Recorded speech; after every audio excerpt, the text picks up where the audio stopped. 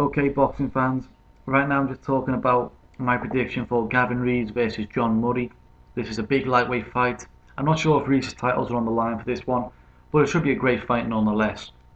Starting with Gavin Rees, he has won 37 fights, 18 of which by way of knockout, to a single defeat by way of knockout, and there's also a draw thrown in there too.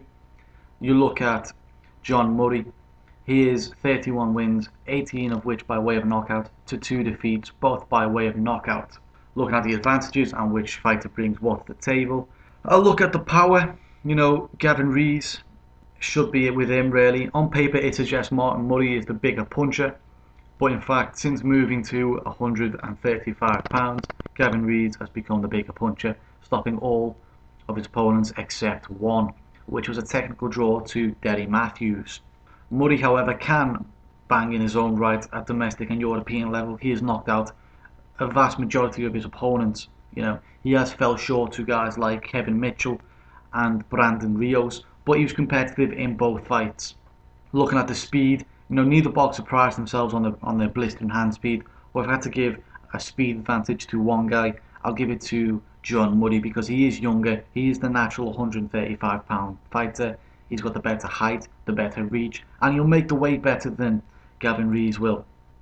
All of that will come into a slight speed advantage for Murray, in my opinion.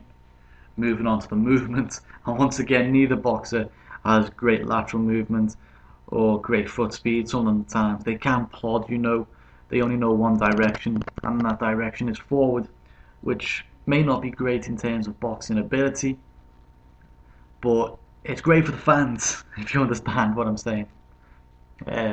Looking at the boxing ability now, like I said, height and reach is with Murray. If he tries to make that count, it could be a very frustrating night for Rees. Murray is your standard Mancunian boxer. He comes forward, he tries to work the body, he switches from head to body, which is a very good style for a toe-to-toe battler. But he can be easily outboxed by anyone who fires a continuous jab and who can move forward or move around the ring at least anyway.